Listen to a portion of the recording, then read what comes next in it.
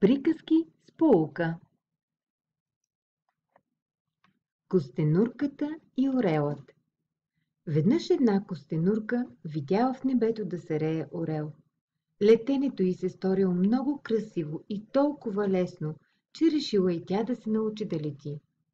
Орелът кацнал да си почине на един камък, а костенурката се приближила и му казала: Царю на птиците, твоя полет е тъй грациозен. Моля те, научи и мен да летя. Орелът отвърнал: Какво? Да те науча да летиш? Но ти нямаш крила, нито пък пера. Костенурката обаче настоявала: Моля те, сигурна съм, че ще се справя. Тя продължила да моли орела да я научи да лети и накрая той отстъпил. Сграбчил я в ногтите си и се издигнал високо в небето. Сетне я пуснал, като й казал да размахва усърдно крака, за да полети. Костенурката махала с крака колкото сила имала, но въпреки това падала към земята като камък. За щастие приземила се в един храст, измъкнала се оттам, натъртена и оплашена, но без сериозни наранявания, а след този опит повече не помислила за летене. Поука: опознай добре възможностите си и не искай невъзможното. Еленът с прекрасните рога. Живял някога един елен, който често отивал при близкото езеро да се любува на отражението си. Какви прекрасни рога имам, големи и разклонени, повтарял си той. Краката си обаче никак не харесвал. Ако можеше да имам и хубави крака, така бих искал да съм красив от главата до копитата. Въздишал непрестанно. Един ден, докато се възхищавал на образа си в езерото, еленът чул кучешки лай. Разбрал, че се приближават ловджийски кучета и се втурнал да бяга с все сила. Решил да се скрие в гората, но рогата му се заплели в клоните на едно дърво. Изплашил се ужасно еленът, напрегнал всички сили да се освободи. Накрая, с помощта на силните си крака, съумял да се измъкне от клоните. Успял да се спаси тъкмо на време, като тичал по-бързо от когато и да било. Така разбрал, че за да оцелява се нуждае повече от грозноватите си крака, отколкото от прекрасните си рога. И никога вече не си и помислял, че краката му не са красиви. Поука: за нещата трябва да съдим не само по това дали са красиви на вид. Лъвът и лисицата. Веднъж лъвът се разболял и се почувствал твърде слаб, за да отиде на лов. Вместо това, той решил да си набави храна с хитрост. Извикал, така че да го чуят всички животни. Ах, колко слаб се чувствам! Сигурно скоро ще умра! Когато горските животни разбрали, че лъвът е на смъртно легло, дожаляло им за него и решили да го посетят. Най-напред катеричката му донесла орехи. Пристигнал е един заек със сочна трева. Дори еленът се отбил, носейки пресни листа. Скрит в тъмната си пещера, лъвът причаквал своите гости и ги изяждал един след друг.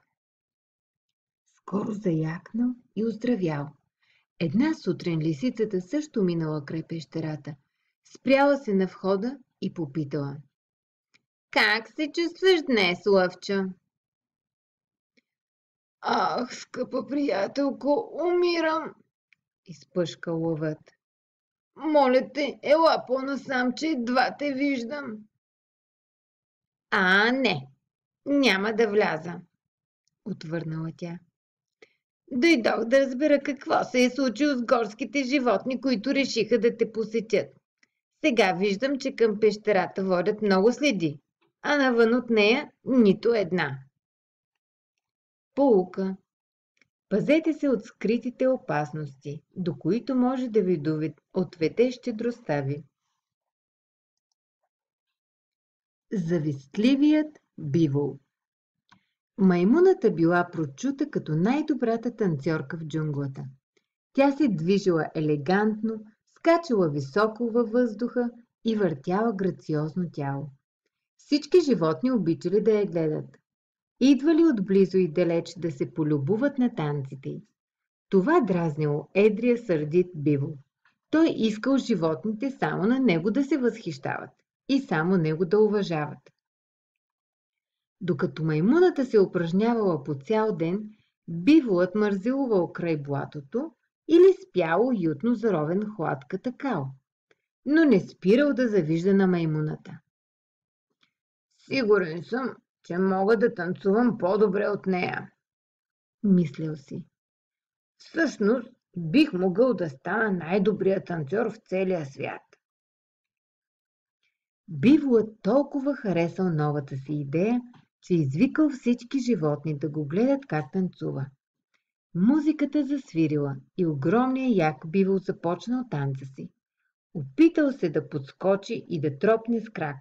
Усуквал тяло и се тресял, но бил твърде скован и тромав. Животните му се присмели. Защо се мъчиш да танцуваш като маймуната?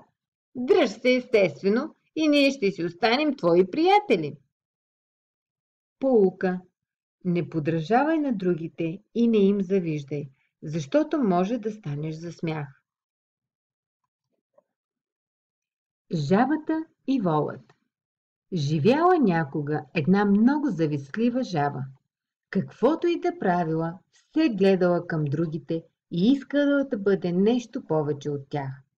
Нямала мира от завист тази жаба и един ден намислила да напусне блатото и да намери други твари, за да я сравнява с тях. Викнала и дружките си, че да я видят колко важна ще стане. Подскачали жабите, стигнали до една ливада. Там кротко си пасял едър вол и дори не забелязал новодошлите. Ей, сега ще стана като него, рекла жабата и започнала да се надува. Попитала приятелките си. Я, вижте ме, дружки, и кажете, станах ли колкото него голяма? Не, дружке, не. Много си далеч от вола. Гледайте, гледайте! Надувала се още жабата. Как съм сега? Пораснах ли? Ни най-малко. Отвръщали другите жаби. Ами сега? Същото, малка си още. Глупавата жаба се надувала, пъшкала, напрягала се, докато накрая се пръснала. Поука. Не се опитвай да приличаш на другите, защото природата е направила всеки различен. Готвачът и уличният пес. Веднъж кучето на един прочут готвач се похвалил на свой приятел, уличен пес, че стопанинът му организира тържество. Накрая рекло: Каня и теб на гощавката. В деня на празненството готвачът бил зает с подготовката на блюдата и не забелязал госта от улицата. А песът, като видял вкусните ястия, облизал се и рекал: Никой няма да ми повярва, че съм ял такива лакомства. Кучето на готвача казал: Можеш да се натъпшиш така, че да не огладнеш скоро, а другите песове от улицата ще умрат от завист. Не щеш ли? Готвачът забелязал уличното куче. Какво правиш тука, помияр такъв? Извикал му и го подгонил. Песът се спасил, като изскочил през прозореца. На улицата го посрещнали бездомните му другари. О, колко храна имаше! Заразказал им той. Никога не съм хапвал по-вкусни мръвки. Толкова много изядох, че коремът ми ще се пръсне. Така говорил той и сякаш забравял глада и обидата и сякаш му ставало по-леко. Поука. От лъжата може да те олекне, но тя не става истина. Вълкът и чаплата. Това се случило много отдавна. Прибрал се веднъж вълкът вкъщи и седнал да вечеря. Тъй като бил много гладен, започнал да гълта големи парчета месо. Изведнъж една коз заседнала в гърлото му. Злият звяр започнал да кашля и да се дави и взел да моли животните за помощ. Но тъй като всички се страхували от острите му зъби, гледали да стоят по-далече от него. Вълкът видял, че работата отива на зле и обещал награда на онзи, който го спаси. Като чула това, една чапла се съгласила да помогне. Тя се приближила и пъхнала главата си в устата на звяра, бръкнала в гърлото му с острата си човка, открила костта и я издърпала. Готово, извадих я. Извикала чаплата, щом измъкнала главата си от вълчата паст. Тази кост щеше да те задуши. Сега ми дай наградата, както обеща.